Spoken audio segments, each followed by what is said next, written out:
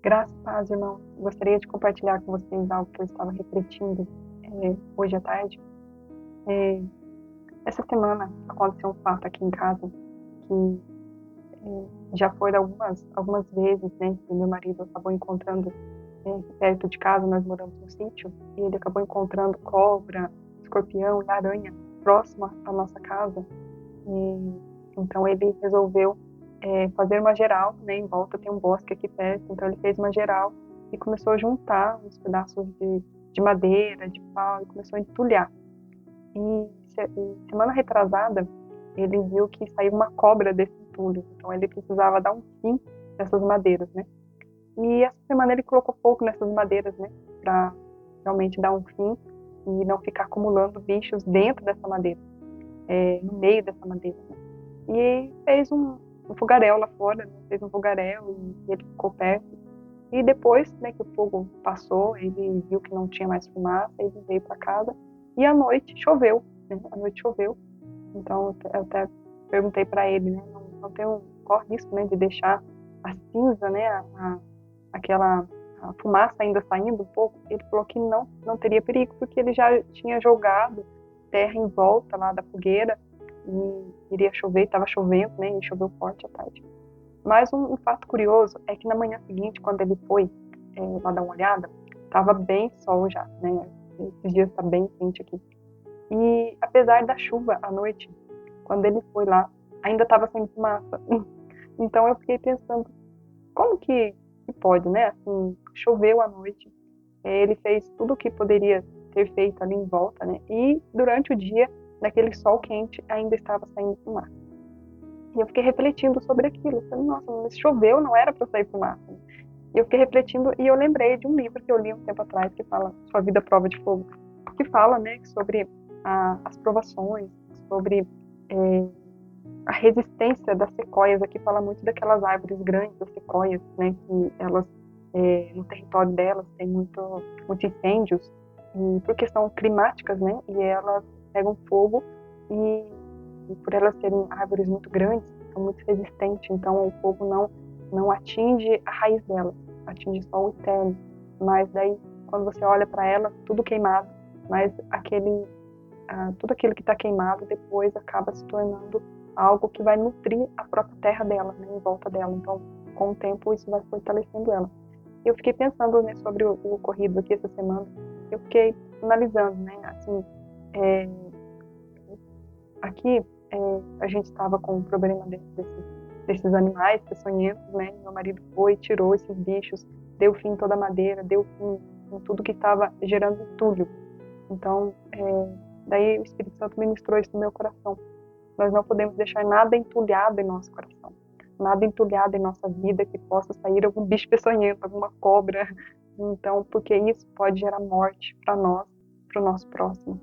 Então, é algo que nós devemos sempre estar em oração. Senhor, existe algum entulho no meu coração? Alguma coisa não resolvida? Alguma emoção? Emoções repetitivas, né?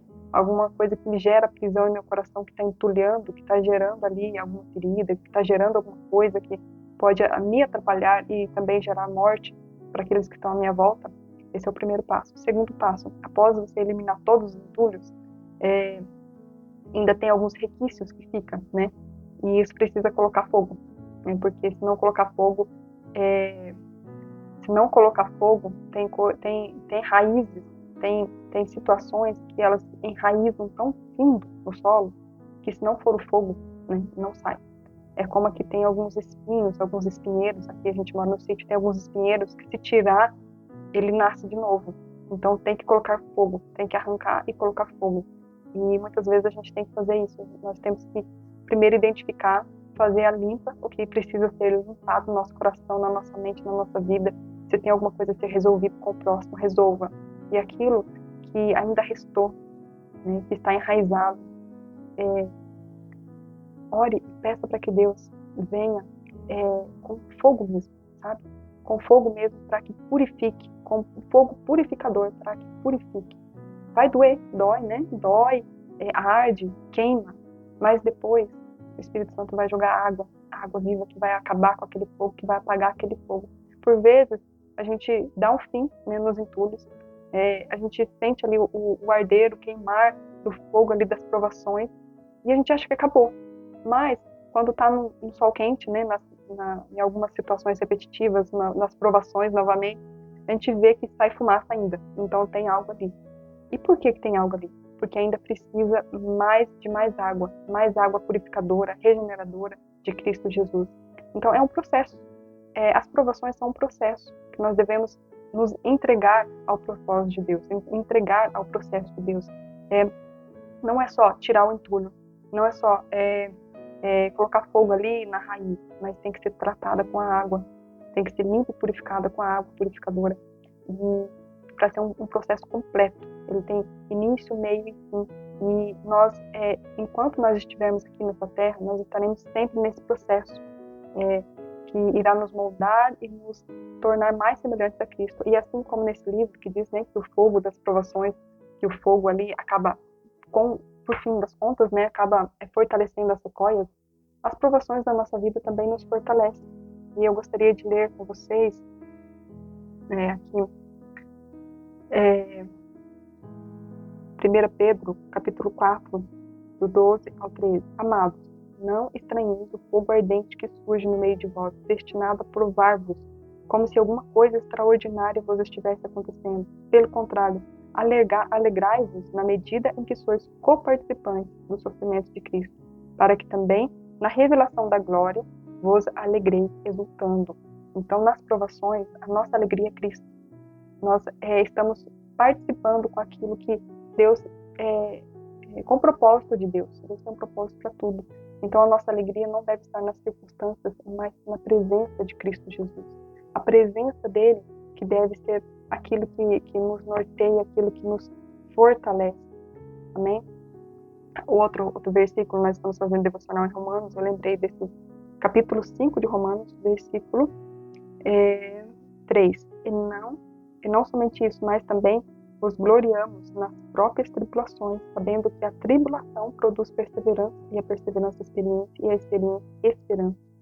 Então, toda provação, todo fogo, ele tem uma finalidade. Primeiro, tirar de vez, né, espantar todo bicho peçonhento, que o bicho peçonhento ele permanece no fogo.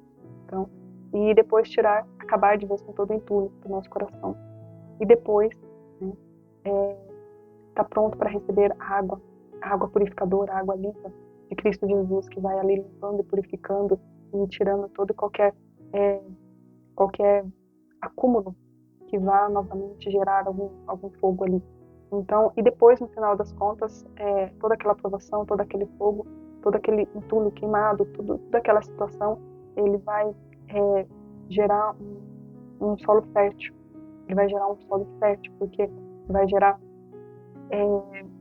toda a queimada, né? Tudo que foi queimado ali, ele vai cauterizar, ele vai impregnar ali no solo, causando fortalecimento e nutrientes para o solo. Assim como nesse livro que falava que depois de todas as situações de fogo que a sequoia passava, aquilo futuramente fortalecia as raízes dela. Não é algo rápido, não é de um dia para a noite, nem instantâneo, como nós estamos acostumados hoje em dia com coisa instantânea, mas é um processo. Então, hoje você pode estar passando por alguma coisa, mas assim como nós acabamos de ler, toda qualquer situação tem um propósito de gerar perseverança, gerar experiência, perseverança e, acima de tudo, nos moldar à semelhança de Cristo Jesus. E que toda a situação ela venha nos limpar, nos purificar mesmo, que seja menos de nós, mas mais de Cristo em nós. Amém? Queria deixar essa palavra para vocês, que o Espírito Santo aplique essa palavra em vocês e que vocês entendam que toda aprovação tem um propósito para gerar experiência, esperança e te moldar à semelhança de Cristo Jesus. Amém? Fiquem com Deus.